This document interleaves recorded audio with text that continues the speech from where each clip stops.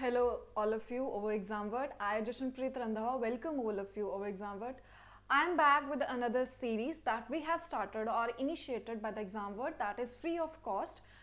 In the lecture series, that this is my second lecture of that series. Because of Diwali and some other purposes, Examvert was not there to provide you the videos because जो सारी team मिलके सारा काम चलाती है तो सभी दिवाली छुट्टियां थी तो सभी अपने अपने घर जा चुके थे और जितने भी एग्जाम पे जितने भी काम करते हैं एडिटर से लेके लैंग्वेज ट्रांसलेशन से लेके जितने भी टीचर्स हैं all are student here some belong to undergrad some belong to post grad and some are of doctorate तो उस कारण हमसे थोड़ी सी वीडियो लेट हो गई लेकिन उसकी कंपनसेशन आपको मिल जाएगी जल्दी हम थोड़ी सी एक्स्ट्रा वीडियोस डाल देंगे ऐसा हो सकता है कि एक हफ्ते में आपको 3 वीडियोस जो मेरे पार्ट की हैं वो आपको मिल जाए और आयुष के पार्ट की भी मिल जाए जो आपकी मिस हुई हैं तो लास्ट लेक्चर में हमने स्टेट कवर किया था स्टेट के कुछ इंपॉर्टेंट क्वेश्चन जो PYQs हैं और इंपॉर्टेंट मॉक क्वेश्चन हैं जो नंबर ऑफ यूनिवर्सिटीज में पूछे गए हैं आज हम सॉवरेनिटी पे बात करेंगे देखिए अगर स्टेट की बात होगी तो सॉवरेनिटी आएगी बिकॉज हम पोस्ट वेस्टफेलियन इरा में हैं जिसमें sovereignty is most important whether it's external और इंटरनल बोथ केसेस अगर आप देखिए अगर रियलिस्ट परस्पेक्टिव से देखिए तो सॉवरेनिटी अगर आप मिलिट्री परस्पेक्टिव में देखते हैं वो बाउंड्री टेरिटोरी परस्पेक्टिव में देखते हैं अगर हम न्यू लिबरल्स में देखें तो MNC का रोल आता है मल्टीनेशनल कॉर्पोरेशन ट्रांसनेशनल कॉर्पोरेशन जो कहीं ना कहीं ये क्रिटिक होता है उनका that they are undermining the internal sovereignty of the states ठीक है तो दोनों परस्पेक्टिव से वेदर इंटरनल और external sovereignty is way important और इस पे क्वेश्चन आते हैं ज़्यादा नहीं लेकिन CUT के सिलेबस में मेंशन है तो हम इसे इग्नोर करना तो अफोर्ड नहीं कर सकते इसलिए हमें सॉवरेनिटी पे कुछ क्वेश्चन तो करने पड़ेंगे एटलीस्ट वो क्वेश्चन जो हाईलाइटेड पोर्शन है again I am repeating what is the highlighted portion that has been already asked in some of the competitive examination of political science and IR so हम उस portion को cover करेंगे उस पर थोड़े से क्वेश्चन करेंगे irrespective of the fact that you are able to solve them or not able to solve them लेकिन आप at least try करिए to solve them and if you are not able to solve them then think that where is the backdrop in your preparation where you have to more emphasize upon which topic in you are lacking because अगर आप PYQs जहाँ mock test देते हैं तो वो आपको इस चीज़ में हेल्प कर देते हैं कि आपको आपके जो आपकी कमियां हैं द लिमिटेशन द एरियाज जो आपके अभी भी ग्रे एरियाज हैं जिसको you have not touched yet और where you need more emphasise तो आपको वो पता लग जाएंगे अपने आपको ये सीरीज उस चीज़ में हेल्प करेगी तो हम आज सॉवरेनिटी पे बात करते हैं आप अपने पेन कॉपीज तैयार रखिए आप अपने लगाइए आप स्मोक को सॉल्व करने की कोशिश कीजिए अपने आप जहाँ पे भी आप बैठ कर इसको देख रहे हैं अगर नहीं करना चाहते तो आप इसको इम्पोर्टेंट टॉपिक की तरह लिख सकते हैं तो हमारा फर्स्ट क्वेश्चन प्लूरलिज्म अब जो सॉवरेनिटी पे दो टाइप के थिंकर्स आते हैं एक मोनिस्टिक थ्योरीज आती हैं एक प्लूरलिस्टिक थ्योरीज आती हैं मोनिस्टिक थ्योरीज वो थ्योरीज होती हैं जो ये मानते हैं कि जो सॉवरेनिटी है वो अनलिमिटेड होनी चाहिए इनएलिमेंट होनी चाहिए और एब्सोल्यूट होनी चाहिए एक पर्टिकुलर पर्सन और एक पर्टिकुलर ऑर्गेनाइजेशन के हाथ में अगर आप मोनार्की के व्यू से देखें तो वो मानते हैं कि जो मोनार्क होता है द किंग वो एक सॉवरेन है बिकॉज वो एब्सोल्यूट है उसके राइट्स हैं जो इनएलिमेबल हैं और अनलिमिटेड हैं ठीक है अगर हम एक ऑर्गेनाइजेशन के व्यू से देखें तो जो मोनिस्टिक थ्योरिज्म में जो कुछ थिंकर्स जो स्टेट के काम पे काम करते हैं वो बोलते हैं कि स्टेट एक ऐसी ऑर्गेनाइजेशन है जिसके अकेले के पास सॉवरेनिटी है जिससे हमें सॉवरेनिटी हम ड्राइव करते हैं और जो सॉवरेनिटी ऑफ द स्टेट है वो अनलिमिटेड है इनएलिनेबल है और एब्सोल्यूट है हम उसे ले नहीं सकते ठीक है और कुछ थिंकर जो प्लूरलिस्टिक व्यूज ऑफ सॉवरेनिटी पे काम करते हैं वो ये काम करते हैं कि सिर्फ स्टेट के हाथ में सॉवरेनिटी नहीं होती है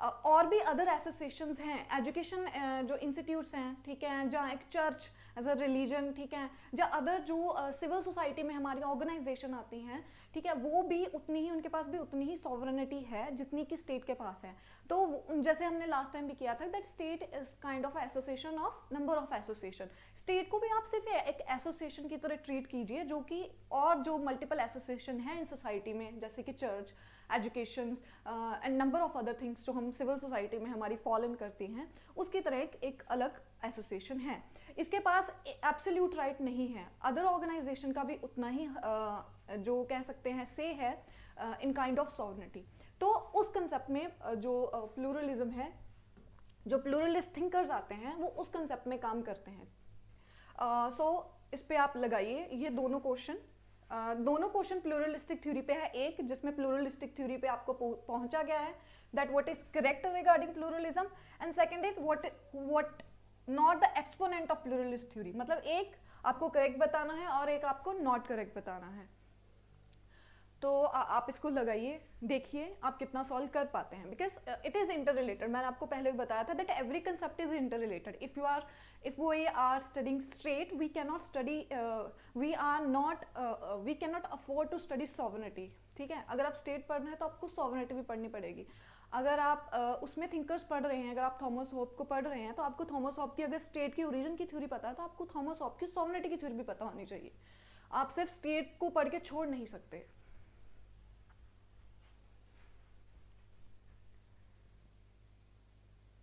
तो इस पे हम अभी बात करते हैं। फर्स्ट है that what are the correct about pluralism. Pluralism के बारे में करेक्ट क्या है, ठीक है, जो प्लूरलिज्म की थ्योरी आती है अबाउट स्टेट। सो पहला ये है, it conceive power as a non hierarchical and competitively arranged in multiple groups और एसोसिएशन। इसका क्या मतलब हुआ कि पावर मल्टीपल अरेंज्ड है, किसी एक के हाथ में पावर नहीं है, कोई एक ऑर्गेनाइजेशन एब्सोल्यूट नहीं है टू होल्ड पावर, ठीक है। तो ये तो करेक्ट होना चाहिए। अब आप देखिए वन किस में है, वन ए में है, बी में है और डी में है, इसका मतलब थर्ड ऑप्शन कट गई। अब आप देखिए जहाँ तो अगर थ्री ऑप्शन हुआ, ठीक है, तो इन दोनों में देखिए अगर आपका अब देखिए फोर्थ ऑप्शन को हम सीधा देखते हैं, क्योंकि अगर फोर ऑप्शन कट गई तो हमारे पास सीधा आंसर आ जाएगा। फोर्थ ऑप्शन क्या है, it consider state as simply one association among the rest, it is correct. Fourth option b सही है, इसका मतलब बी ऑप्शन कट गई। अब हमारे पास थर्ड है, थ्री विल डिसाइड कि क्या हमारा आंसर ए होगा या हमारा आंसर डी होगा। तो थर्ड ऑप्शन क्या है, it reject monistic theory of sovereignty. Obviously it is very obvious, monistic theory of sovereignty को रिजेक्ट करके ही प्लूरलिस्टिक थ्योरी आती है। उसकी उसको बोल सकते हैं उसकी कॉन्ट्रोडिक्टरी थ्योरी है। मोनिस्टिक थ्योरी में ये बिलीव करते हैं, तो ये भी हमारा करेक्ट है। तो हमारा ऑप्शन क्या हो गया, ए इज राइट, ठीक है। बाकी सारे क्या हो गए, रॉन्ग। मोनिस्टिक थ्योरी जैसे अब मैंने आपको बताया, जिसमें वो बताते हैं कि स्टेट इज पावरफुल, स्टेट के पास जो स्टेट की सॉवरेनिटी है it is absolute, it is inalienable और अनलिमिटेड, ठीक है। तो ऑब्वियसली उसको रिजेक्ट करके ही वो थ्योरी आएगी। कोई भी थ्योरी अगर किसी के निगेशन में आती है तो उसके कॉन्ट्रोडिक्टरी जो उसके टेनेट्स होते हैं एक पर्टिकुलर थ्योरी के, उस टेनेट्स को वो उसको निगेट करके ही नई थ्योरी आएगी। हमारा नेक्स्ट है, which of the following is not an exponent of pluralistic theory of sovereignty. किसने प्लूरलिस्टिक थ्योरी ऑफ सॉवरेनिटी पे काम नहीं किया है। अगर आपने इसमें से एक थिंकर है जो साफ साफ हमें पता चल रहा है कि उन्होंने काम नहीं किया। अगर आपने मोनिस्टिक थ्योरी ऑफ सॉवरेनिटी पढ़ी है तो उनका बहुत बड़ा नाम है मोनिस्टिक थ्योरी में। तो ऑब्वियसली अगर उन्हें मोनिस्टिक थ्योरी दी है तो प्लूरलिस्टिक थ्योरी पे तो काम करेंगे नहीं। तो यहाँ पे आएंगे John Austin. John Austin is one of the basic proponent of monistic theory of sovereignty. याद रखिएगा, जॉन ऑस्टिन का नाम आपको याद होना चाहिए, उनकी क्या डेफिनेशन थी सॉवरेनिटी की वो याद होनी चाहिए, और कौन सी बुक में दी थी उन्होंने ये भी याद होनी चाहिए। तो ये आपका एडिशनल वर्क है, इनका फेमस क्वाट जो इन्होंने सॉवरेनिटी पे दिया था, ठीक है, प्लस इनकी बुक जिसमें इन्होंने पहली बार मोनिस्टिक थ्योरी ऑफ सॉवरेनिटी पे काम किया था। तो आपको ये पता होने चाहिए। हमारा थर्ड, फोर्थ और फिफ्थ क्वेश्चन लगाइए इसको।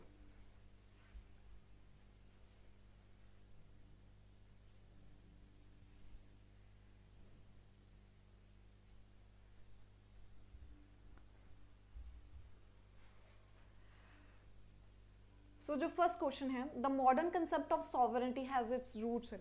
जो हम मॉडर्न कंसेप्ट पढ़ रहे हैं, मॉडर्न कंसेप्ट जो अगर आप बहुत क्लियर हो जाएगा, मैंने अभी अपनी शुरुआत में बोल दिया था, जो मॉडर्न कंसेप्ट ऑफ स्टेट चल रहा है उसकी कुछ रूट्स हैं, कुछ एक ट्रीटी साइन हुई थी, उसके बाद हम जो इस टाइम की जो हम सॉवरेनिटी की बात कर रहे हैं, हमारे जो जितने भी रूट्स हैं वो हम उस ट्रीटी से ड्राइव करते हैं। तो इसमें आएगा ट्रीटी ऑफ वेस्टफेलिया। अब आप देखिए, आपने ये चार ट्रीटीज देखी हैं, ये चारों ट्रीटीज कभी तो होंगी, ऐसे तो नहीं है कि चारों ट्रीटीज कभी हुई नहीं होंगी। इट्स मीन ये कभी तो हुई हैं। इसमें आपका इंपॉर्टेंट काम क्या है, you know about the years, ये किस ईयर में आई है पर ट्रिटी। ट्रिटी ऑफ वेस्टफेलिया किस ईयर में आई है, यूट्रेट किस ट्रिटी में आई है, किस ईयर में आई है, पेरिस और यूनाइटेड नेशन का चार्टर, इनके आपको ईयर्स पता होने चाहिए, because eventually knowledge will connect you to more knowledge, ठीक है।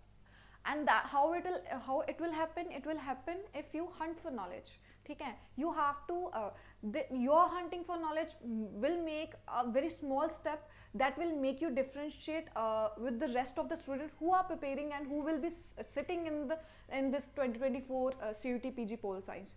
There you will make a difference. मेरा नेक्स्ट क्वेश्चन है लीगल सॉवरेनिटी जो इंडिया में है, ठीक है। अगर सॉवरेनिटी पे बात हो रही है तो आप सिर्फ हम उसके हिस्टोरिकल कंसेप्ट नहीं देखेंगे, हम उसके प्रेजेंट कॉन्टेक्स्ट में भी उसको देखेंगे एंड हम इंडिया के कॉन्टेक्स्ट में उसको देखेंगे। तो legal sovereignty India lies in किस में लाई करती है, हमें जो सॉवरेनिटी लीगल सॉवरेनिटी जो हमें मिली हुई है, हमें कहाँ से मिली हुई है। सॉवरेनिटी का एक सिंपल मतलब होता है दैट सुपरन वर्ड से आई, एक लैटिन वर्ड है जिसका मतलब होता है सुप्रीम, बिग, दैट सॉवरेनिटी मतलब मेरे ऊपर किसी और चीज़ का शासन नहीं है, ठीक है। मैं अपने आप में बिल्कुल फ्री हूँ, मुझे कोई और चला नहीं सकता, वेदर एक्सटर्नली और इंटरनली, ठीक है। मैं अपने डिसीजन खुद ले सकती हूँ, nobody will tell me that how to make decision, nobody will channelize me in my life, ठीक है। I am sole responsible for all my actions, I am sole person who is channelizing my thoughts and I am taking my thoughts in a direction that I want to take. Sovereignty का मतलब एक बहुत literal sense में ये होता है, इसको याद रखिएगा। सो हमें जो लीगल सॉवरेनिटी मिलती है वो हमें हमारे कॉन्स्टिट्यूशन से मिलती है, ये याद रखिएगा, ठीक है। सुप्रीम कोर्ट हमें नहीं देती है, पार्लियामेंट नहीं देती है हमें, लॉ कमीशन नहीं देता है हमें कॉन्स्टिट्यूशन हमारी लीगल सॉवरेनिटी देती है।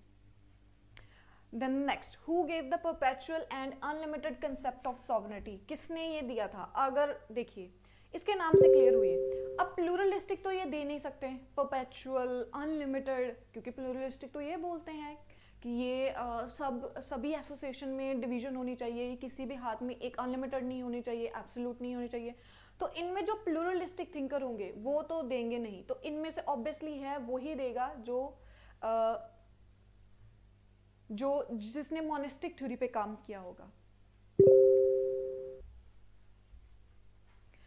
तो एक और नाम जो one of the major proponent है मोनेस्टिक थ्योरी ऑफ सॉवरेनिटी में, that is Jean Bodin. John Austin के साथ जीन बॉर्डन का नाम भी याद रखिएगा। इन आवर नेक्स्ट क्वेश्चन इसको लगाइए और देखिए आप कितना सही कर पा रहे हैं, आप कितनी अच्छी प्रिपरेशन कर पा रहे हैं और कहाँ पर आपको और थोड़ा सा काम करने की जरूरत है।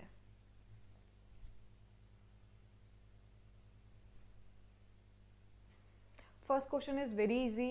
अगर आपने देखिए पॉलिटिकल जो थ्योरी होती है, political theory and political thought, they are way connected. हम इनको सेपरेटली नहीं पढ़ सकते कि पॉलिटिकल थ्योरी को अलग पढ़ लिया, पॉलिटिकल थॉट को अलग पढ़ लिया। अगर आप पॉलिटिकल थ्योरी में लिबर्टी का कंसेप्ट पढ़ रहे हैं तो आप लिबर्टी में जॉन लॉक, हॉब्स, जे.एस. मिल सबको पढ़ेंगे, तो इवेंचुअली थॉट भी तो आ ही रहा है ना। तो आप अगर थ्योरी पढ़ रहे हैं या थॉट पढ़ रहे हैं तो इंटरकनेक्टेड करके पढ़िए, ठीक है। लिबर्टी अगर पढ़ रहे हैं तो सिंपल लिबर्टी के कंसेप्ट की डेफिनेशन पढ़ के छोड़ मत दीजिए, उसमें आप थॉट को कवर करने की कोशिश करिए जितना आप कर सकते हैं, जितने थिंकर्स उसमें कवर हो सकते हैं कवर कीजिए, because eventually it is all interconnected. मतलब सभी पॉलिटिकल साइंस तो ऑब्वियसली कनेक्टेड है ही है, लेकिन पॉलिटिकल थ्योरी एंड थॉट का एक अपना अलग कनेक्शन है जो बहुत इंपॉर्टेंट है। हम थ्योरी को थॉट से अलग करके नहीं पढ़ सकते। तो अगर आपने जैसे ये जितने भी थिंकर्स हैं, ठीक है, ये सब पॉलिटिकल थॉट में आपको होंगे, वेस्टर्न पॉलिटिकल थॉट में लिखे हुए हैं ये आपके सिलेबस में, ठीक है। लेकिन ये जो पॉपुलर सॉवरेनिटी है, ठीक है, जब हम सॉवरेनिटी का कंसेप्ट पढ़ रहे हैं तो ऑब्वियसली हमने पॉपुलर सॉवरेनिटी पढ़ा होगा, तो ये किसका पार्ट है, ये पॉलिटिकल थ्योरी का पार्ट है, ठीक है। लेकिन ये सब थिंकर्स तो political thought, western political thought के हैं, तो there is a connection. Liberty, equality, justice, sovereignty, democracy, citizenship सब कनेक्टेड है। तो कोशिश कीजिए पॉलिटिकल थ्योरी एंड थॉट हमेशा कनेक्टेड रह के ही पढ़िए। अलग अलग बुक पढ़ने की जरूरत नहीं होती। अगर आप एक बुक्स भी पढ़ रहे हैं, जैसे मैंने बहुत बार मेंशन किया है, पॉलिटिकल थ्योरी की और थॉट की एक कॉमन बुक आती है जो राजीव भार्गव की बुक है,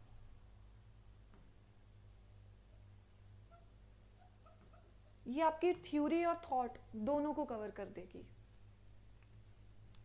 तो पॉपुलर सॉवरेनिटी का कंसेप्ट रूसो ने दिया है, जे रूसो ने दिया है, इसको याद रखिएगा। जब उन्होंने अपनी जर्नल विल का कंसेप्ट दिया है, जब वो लोगों को उनकी एक्चुअल विल से बाहर निकाल कर वो बोलते हैं कि you have to follow your general will, ठीक है, तो उसमें वो पॉपुलर सॉवरेनिटी का कंसेप्ट देते हैं।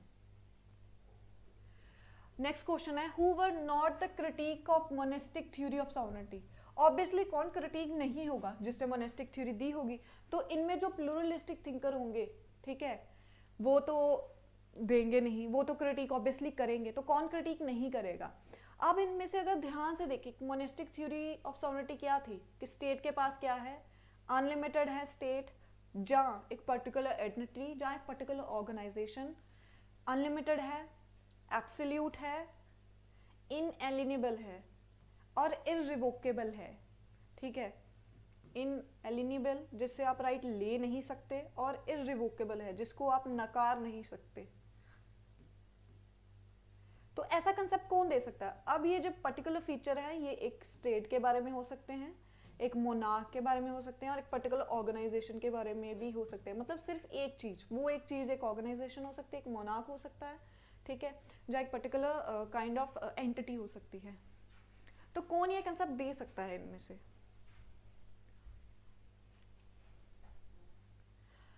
इसमें से हॉब्स देंगे।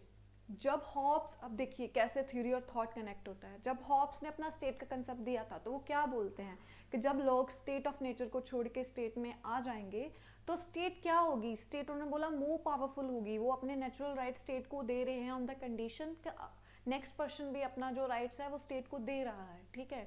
तो उनकी जो स्टेट है वो बोलते हैं कि उसके बाद स्टेट से स्टेट ऑफ नेचर में जाना मुश्किल है, बिकॉज वो बोलता है कि आप रिवोल्ट नहीं कर सकते स्टेट के अगेंस्ट, वो कॉन्ट्रैक्ट का पार्ट नहीं है। उसके पास जो स्टेट बनेगी वो एब्सोल्यूट है, अनलिमिटेड है और इररिवोकेबल है। तो इससे याद रखिएगा, ऑब्वियसली वो क्रिटिक नहीं होगा क्योंकि उस भी मोनेस्टिक थ्योरी ही है। वो एक स्टेट को एक बहुत पावरफुल एंटिटी बना रहा है और बाकी सबके राइट्स खत्म कर रहा है। No other association is as powerful as state in the eyes of Hobbs.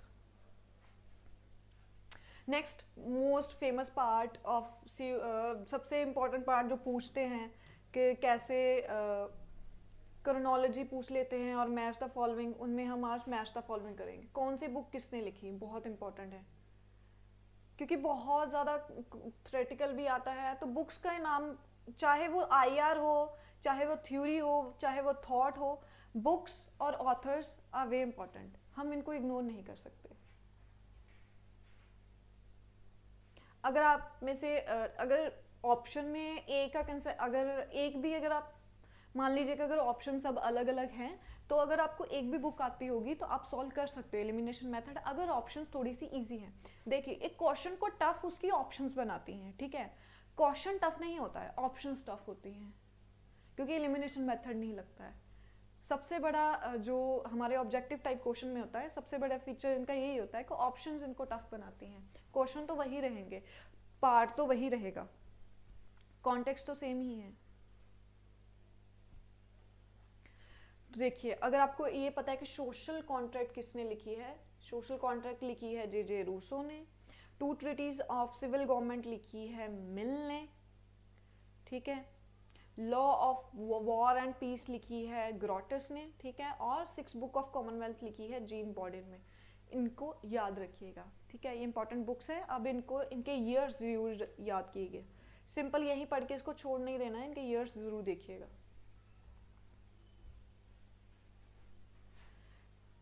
Last 2 question, try to solve them.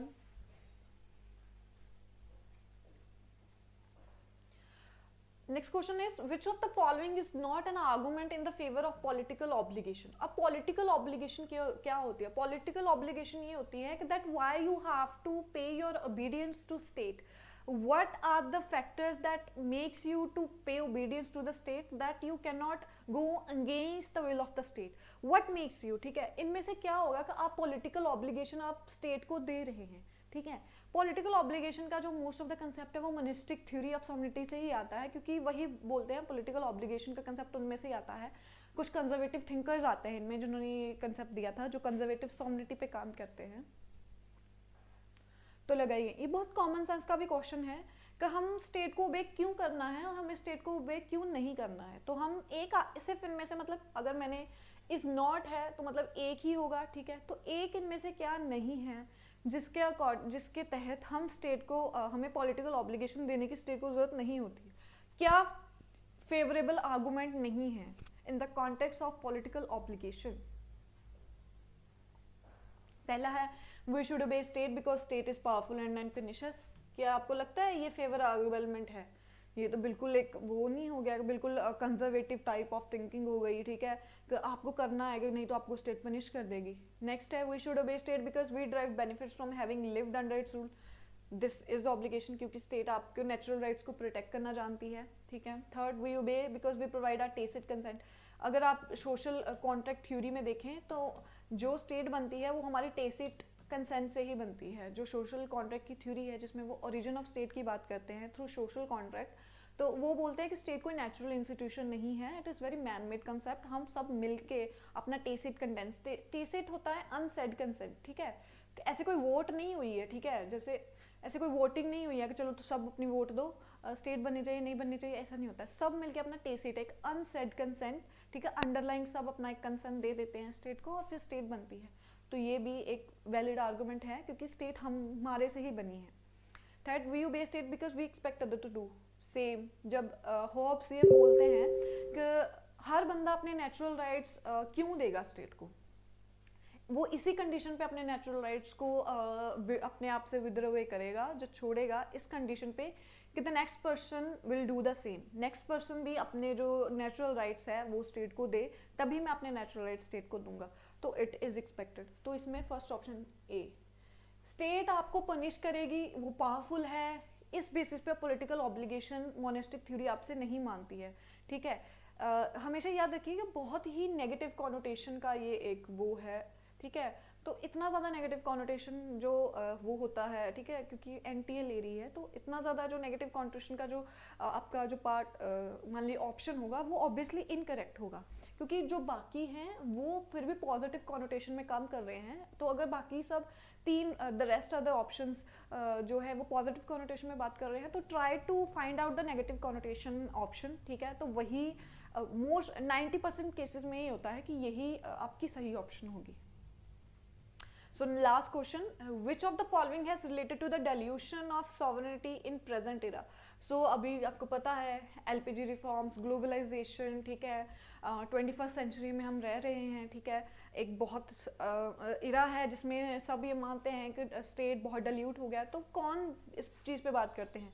ट्रांसफॉर्मेशनलिस्ट, globalist, realist, Marxist. Marxist इतना ज़्यादा स्टेट, वो तो स्टेट का सीधा विदर अवे की बात करते हैं, तो मार्क्सिस्ट तो ऑप्शन में होगी नहीं, सीधी बात है। रियलिस्ट आपको पता है वो स्टेट को सोल एक्टर मानते हैं इन इंटरनेशनल रिलेशंस, तो वो तो कभी इस बात पे काम करेंगे नहीं। उनके लिए state is the sole actor in international relations, state decide करती है सभी अपने एक्शंस। तो इन दोनों में से होंगे। अगर आप इसके नाम से ही क्लियर आता है ग्लोबलिस्ट, ग्लोबल लेवल पे काम कर रहे, तो ऑब्वियसली यही रिलेटेड है जो ये मानता है कि इन प्रेजेंट कॉन्टेक्स्ट जो स्टेट की जो सॉवरेनिटी है वो डिल्यूट हो रही है। अब ट्रांसफॉर्मेशनलिस्ट क्या आते हैं? ट्रांसफॉर्मेशनलिस्ट ये क्वेश्चन होते हैं, बोलते हैं कि हाँ जो प्रेजेंट कॉन्टेक्स्ट में वो 50-50 रहते हैं। वो बोलते हैं कि हाँ स्टेट की सॉवरेनिटी डिल्यूट हो रही है लेकिन इतनी भी ज़्यादा डिल्यूट नहीं हो रही है। ये मानते हैं कि international organization, transnational organization and multinational organization has very important role, they are vital, ठीक है। बट जहाँ स्टेट जो है, जो स्टेट का रोल है वो अभी तक वो बोलते हैं कि अभी तक इंटैक्ट है, ठीक है, वो अभी तक खराब नहीं हुआ है।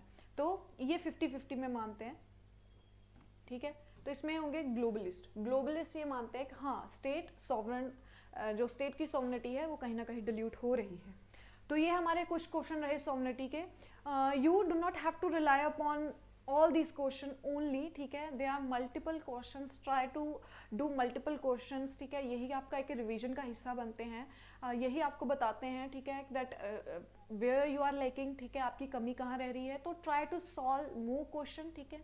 अगर आप कोई पर्टिकुलर पार्ट पढ़ लेते हैं तो उसके क्वेश्चन लगाइए, प्रीवियस ईयर में जाइए, बिकॉज इसमें जो मोस्ट ऑफ द क्वेश्चन मैंने कवर किए हैं जो JNUW में आए हैं, CUET के लास्ट ईयर में आए हैं और यूनिवर्सिटी ऑफ दिल्ली में आए हैं, ठीक है। So I hope you have liked today's session. If you do like, please like today's session and subscribe our channel. Thank you so much from ExamBird.